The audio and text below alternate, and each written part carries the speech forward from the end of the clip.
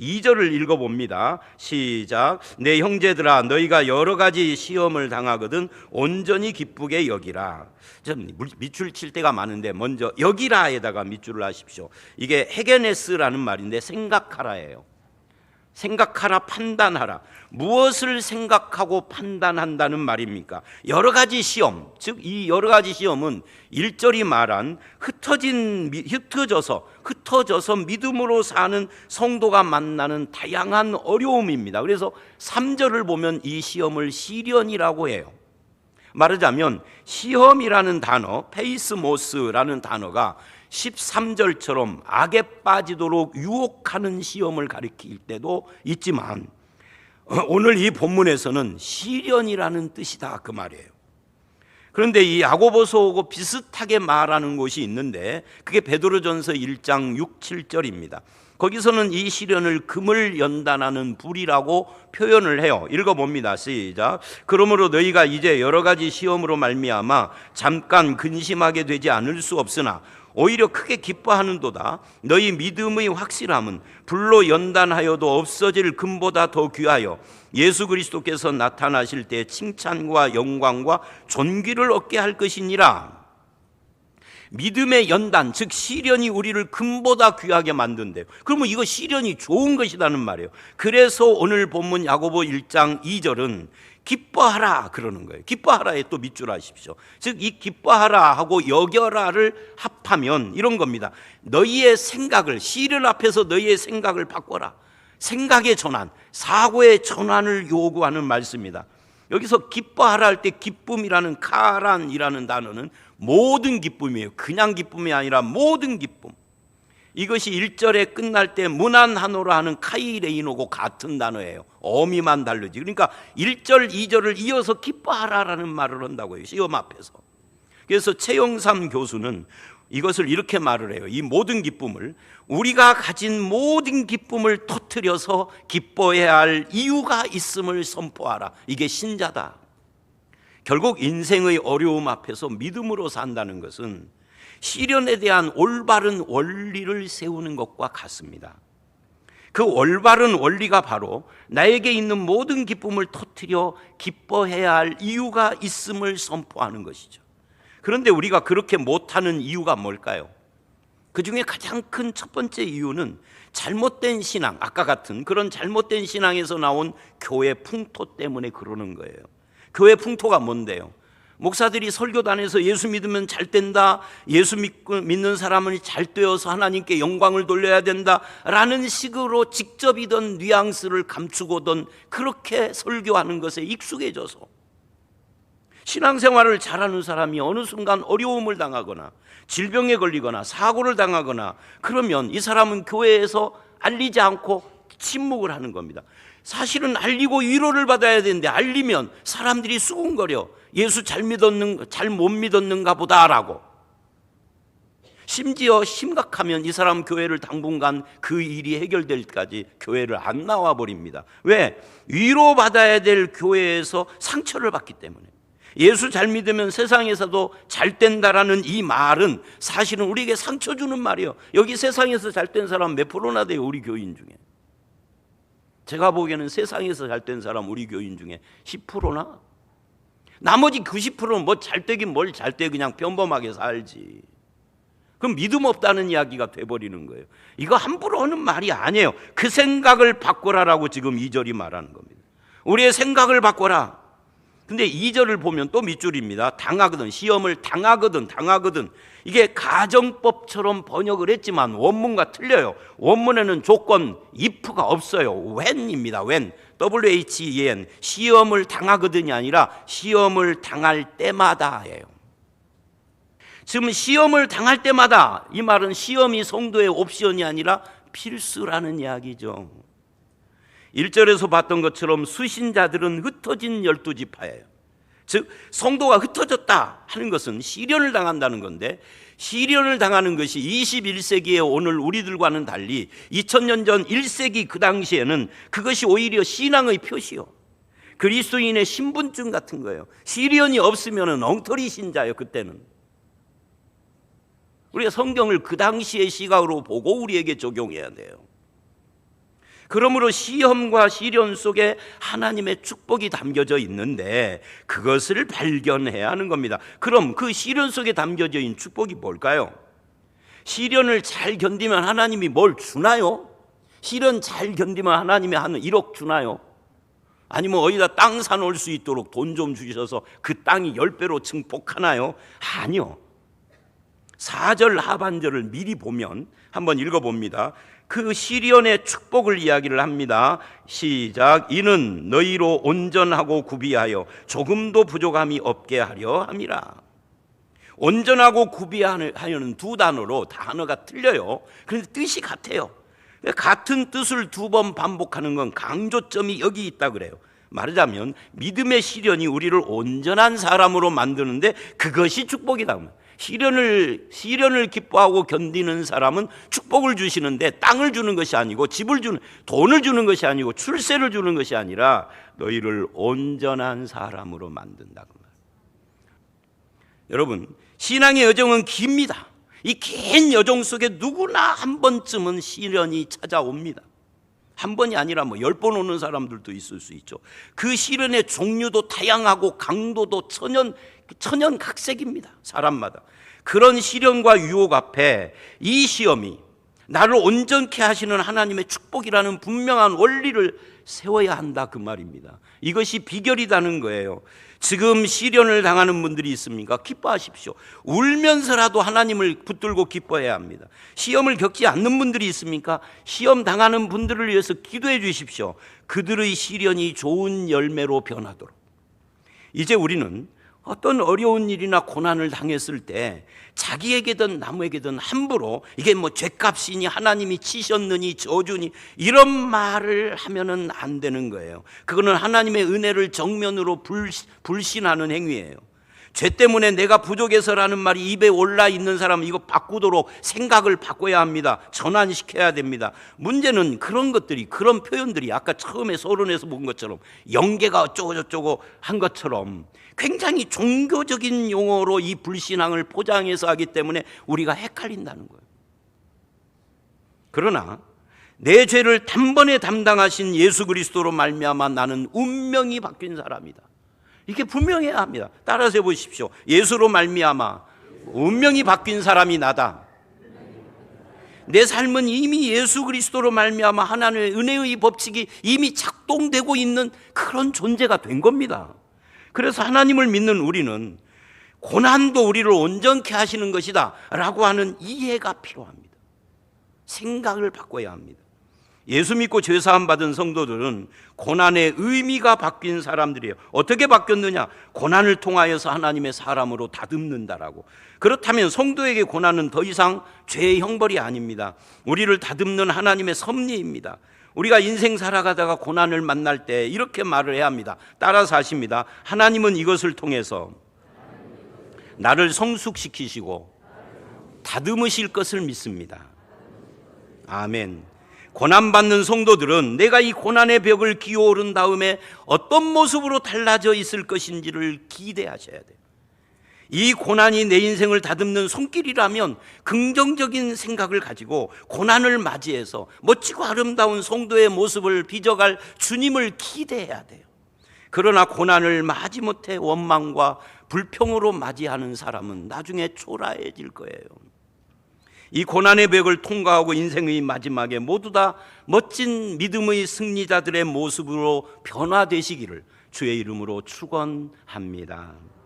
여기서 우리가 또 주목해야 할 두 번째가 있습니다. 그것은 뭐냐면 2절에 내 형제들아 라는 말이에요. 거기에 또 밑줄을 하십시오. 형제들아 라는 말은 이 고난과 시련 당하는 사람이 누구라는 거예요? 믿는 사람, 크리스천이라는 뜻이잖아요. 그러니까 이것은 시험을 피해가는 기독교인은 없다는 거예요. 젊은이나 늙은이나 아이들이라도 남녀노소를 불구하고 그러므로 왜 이 시험이 나에게 왔느냐에다 초점을 맞추면 안 돼요. 이 기독교인들은 왜 시험이, 그건 잘못된 거예요. 왜가 아니라요, 이 시험을 어떻게 이기느냐에 초점을 맞춰야 합니다. 그러면 어떻게 이길까요? 3절에 이렇게 말을 합니다. 읽어봅니다. 시작. 이는 너희 믿음의 시련이 인내를 만들어내는 줄 너희가 알미라. 원문을 보면은요, 이 안다라는 말, 기노스콘테스라는 말인데 이것이 맨 앞에 와요. 우리 한글과는 번역이 문장이 다른 거죠. 맨 앞에 너희가 안다, 너희가 알기에 뭘 아느냐, 이렇게 이야기가 나가는 거죠. 이게 분사절이에요. 맨 앞에 뭘 아느냐면 이 믿음의 시련이 무엇을 만든다는 것을 안다. 이거를 모르면 기뻐할 수가 없다. 뭘 만드느냐? 인내를 만든다. 시련을 당할 때 가장 중요한 것이 아는 건데 언제 안다는 걸까요? 언제? 3절은요 현재 시제예요. 그래서 동시적인 행위예요 이게. 그러니까 이런 말이죠. 시련을 당할 때 그때 동시에 내가 안다는 거예요. 왜 기뻐해야 하는지 그걸 안다는 거죠. 그리고 알게 되는 내용이 뭐냐 할 때 호티라는 이 헬라어가 들어가요. 무엇 하는 것인데요, 믿음의 시련이 인내를 만들어내는 것을 그때 안다는 거예요. 그래서 인내하라는 말을 하지 않아요. 이 본문을 잘 보시면은요, 인내하라가 아니라요, 인내가 무엇을 만들어낸다는 거예요. 믿음의 시련이 주어가 돼서 인내를 만들고 인내가 무엇을 만들어요. 그래서 4절을 보면 그 인내가 만드는 것이 온전이라고 하는 거죠. 자, 그러니까 정리를 해보면 이런 겁니다. 믿음의 시련, 믿음이 살아있습니다. 왜 살아있죠? 뭘 하니까. 그리고 인내도 작동하고 있습니다. 이따가 이제 영문 번역을 보여드릴 텐데요, 인내도 작동, 워크, 일을 합니다. 그러니까 인내도 살아있습니다. 그리고 이 믿음과 인내, 살아있는 이 두 가지는 어떤 목적을 향하여 갑니다. 정해진 목적, 그게 뭐예요? 온전함입니다. 그리고 그 온전은 반드시 성취될 것이라는 것을 우리는 알아야 한다. 그래서 기뻐한다는 거예요. 특히 시련이라는 말, 도키미온이라는 말은 연단 시련으로 번역되기도 하지만 검증이라는 의미를 포함하고 있습니다.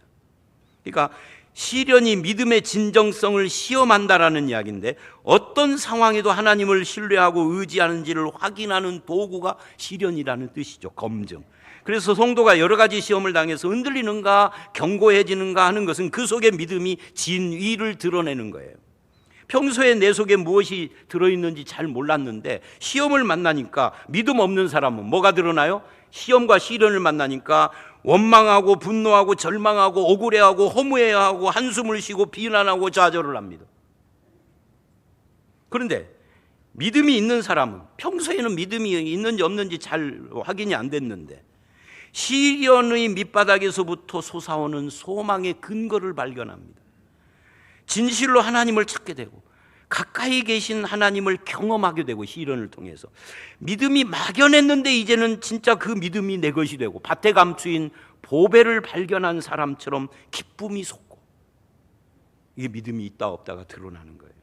그래서 성도는 시험 당할 때 자기 믿음이 살아있음을 알게 되는 거예요. 그래서 내 믿음이 살아있는 걸 알고 기뻐하는 거죠. 아, 내가 정말 구원받은 하나님의 백성이구나 하고. 그렇기 때문에 믿음의 진정성을 확인하는 시련은 그 다음 코스에 필연적으로 어디로 가느냐면 인내를 만들어내는 거예요. 이걸 누가 하느냐는 거예요. 이 인내를 내가 하는 것이 아니에요. 이거를 인내 자신이 한다는 거예요. 인내 자신이. 자, 그래서 이제 아까 말한 제가 영문 번역을 보여드린다고 그랬는데 4절을 읽어봅니다. 시작. 인내를 온전히 이루라. 이는 너희로 온전하고 구비하여 조금도 부족함이 없게 하려 함이라. 여기 4절 앞을 보면 우리가 인내를 온전히 이루어야 한다라는 말처럼 번역이 되어 있는데, 원문은 그게 아니고 그리고 그 인내가 그 완전한 일을 하게 하라요. 인내가 완전한 일을 하게 하라. 이게 에르곤 텔레이온 에케토라는 헬라어 문장인데 영어로는 이렇게 번역을 합니다. let, 뭐를 하라잖아요. endurance, 인내입니다. 그것이 have it perfect work예요. 완전한 일을 하게 하라. have it, 이것이 가져가다가 아니라 하게 하라예요. 그러니까 인내가 하게 한다. 만약에 우리의 노력과 끈기로 인내를 이루어야 한다고 하면 그거는 일반적인 도덕 지침 정도가 되는 거죠. 이건 종교하고 상관없이 불교도 할 수 있고 유교도 할 수 있고 무신론자도 할 수 있고 성격 따라 할 수 있는 거예요. 그래서 우리는 이 신앙에서 중요한 인내의 은혜를 쉽게 간과하고 잊어버리는 겁니다. 모르는 겁니다. 그러나 우리에게 기쁜 소식이 뭐냐면 이 인내마저도 우리의 결단과 지구력에서 나오는 것이 아니라 은혜에서 나오는 산물이라는 거죠. 시험과 고난과 시련을 통해서 우리 안에 인내를 만들어내는 분이 누구라는 거예요? 하나님이시라는 겁니다. 그 인내가 우리 안에서 온전한 일을 하게 하시는 분도 하나님이라는 겁니다. 그래서 이 시험과 고난을 통해서 우리는 이중적인 은혜의 효과를 얻게 되는데 그 중에 하나가 이 인내가 우리 안에 그리스도인의 성품을 온전하게 만드는 일을 한다는 거예요. 성령의 열매인 사랑을 온전하게 하는 것도 오래 참음 인내입니다. 예를 들면 여러분 사랑장이 어디예요? 고린도전서 13장입니다. 고린도전서 13장은 세 수로 나눠져요.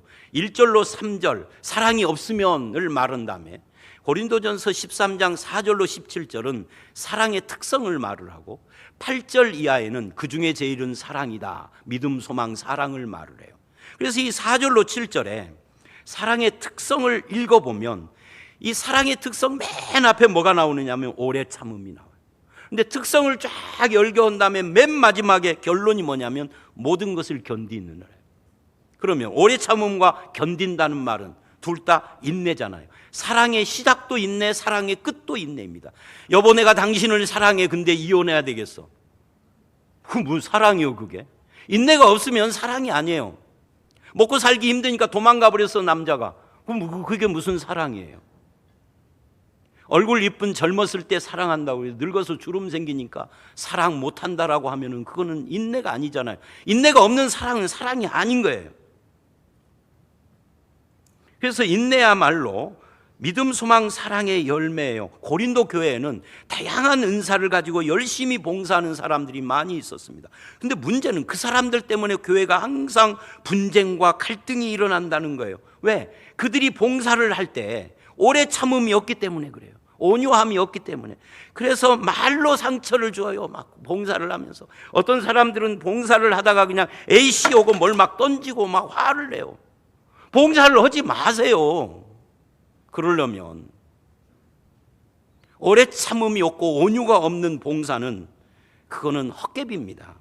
그래서 바울은 고린도 교회 은사가 그렇게 많지만 모자란 것, 그래서 그들에게 가장 필요한 것, 은사가 아니라 그것을 맨 앞에 부각시킨 거예요. 탁월한 은사를 가지고 열심히 봉사하지만 참지 못하는 육신, 조급하기 때문에 성과와 열매가 나타나지 않으면 견딜 수 없는 그것. 그래서 인내가 그리스도인의 성품뿐만 아니라 사역도 온전케 하는 겁니다. 비록 사역의 열매가 없고 여러 가지 시련과 고난으로 힘들어도 너무 죽겠다가 아우성치고 주님이 이런 시련과 고난을 통하여서 우리를 온전케 할 것을 믿지 못하는 것이 아니라 주님 이 시련을 통하여서 나를 온전케 하고 내 사역을 온전케 하는 것을 믿습니다 하고 감사하고 영광 돌리며 기뻐해야 하는 것이죠. 왜 성경이 인내를 강조하냐?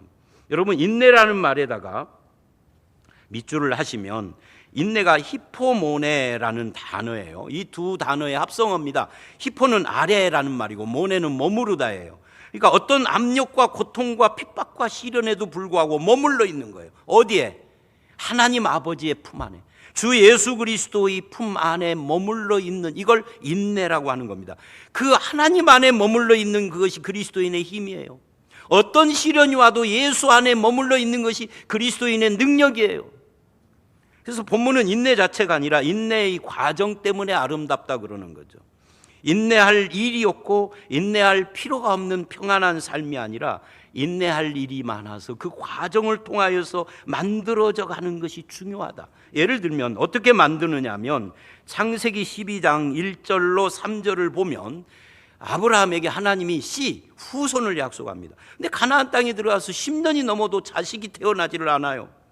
사라의 경수는 끊겼고 아브라함은 나이가 많아 100세가 가까워가고 아브라함의 인내가 바닥이 날 지경이에요. 그래서 갈등이 생겨요. 하나님의 약속을 기다릴 것인가 다른 방법을 취할 것인가 하다가 아브라함이 결론을 내렸어요. 하나님을 기다리지 않고 하갈을 취하기로.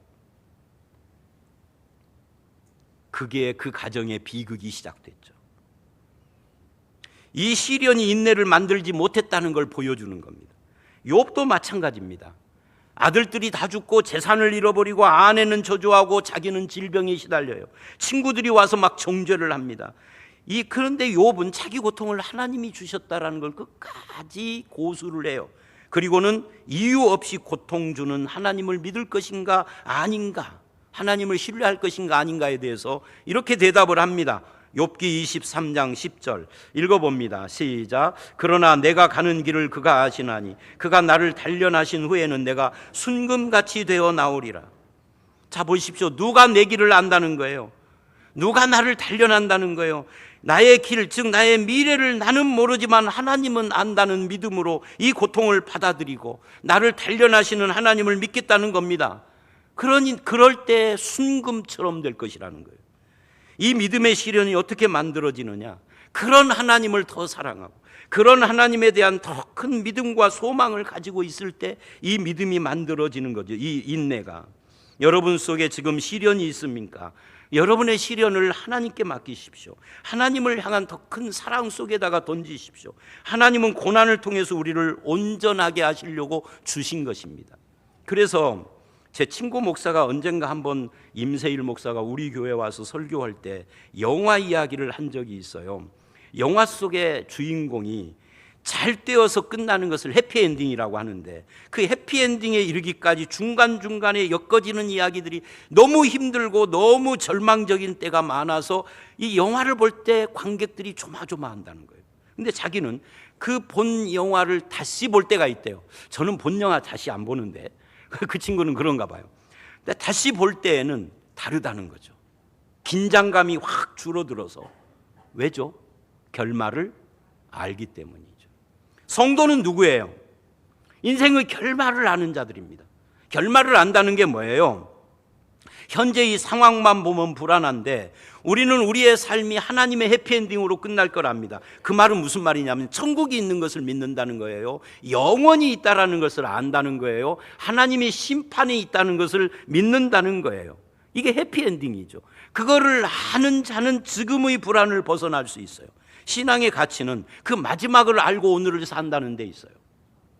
그래서 기뻐하는 거죠. 그 마지막이 뭐죠? 하나님 앞에서 온전해지는 거예요. 우리는 이 해피엔딩을 알고 믿음의 여정에 일어나는 별의별 일들이 다 많지만 그 해피엔딩, 하나님의 영원과 심판과 구원을 믿기 때문에 요동하고 넘어지고 그러지 않습니다. 아니, 넘어졌다가도 일어나는 겁니다. 의연하게 당당하게 시련을 인내하는 겁니다. 믿음에 관한 소망의 이유를 우리는 알고 있기 때문에 이 해피엔딩을 베드로전서 3장 13절은 소망에 관한 이유를이라고 말을 해요. 이 소망에 관한 이유를 묻는 자들에게 대답할 것을 준비하라. 근데 문제는 뭐냐면 예수 믿는 사람들이 소망에 관한 이유, 즉 하나님의 영원과 심판과 하나님께서 주시는 천국과 그 소망이 안 보여. 믿는 사람들도 그냥 세상에서 잘 되는 것만 전전긍긍 따라다니면서 불안해하고. 그러니까 안 믿는 사람들이 안 물어보죠. 안 물어보는데 예수 믿으라고 그러니까 강압이라고 그러지. 물어보게 살아야 하는 거죠. 그게 뭐예요? 소망에 관한 이유고 오늘 본문으로 말하면 바로 해피엔딩, 믿음의 인내가 우리를 온전케 한 그 해피엔딩, 그것을 아는 사람처럼 당당하고 의연하게 살 때 사람들이 묻는 거예요. 너는 왜 나하고 다르냐고. 네 속에 있는 소망의 이유가 뭐냐고. 어떤 시련 앞에서도 절대 무너지지 않고 인내하는 그 비결이 뭐냐고. 그럴 때 내가 머물러 있는 하나님, 내가 절대 바꿀 수 없이 그 품에 머물러 있는 우리 주 예수 그리스도에 관한 이야기를 하는 것이 이게 전도예요. 우리에게 오는 시련을 하나님을 더 신뢰함으로 인내하시고 멋진 하나님의 사람들로 변화돼 가시는 저와 여러분들이 다 되시기를 주의 이름으로 축원합니다.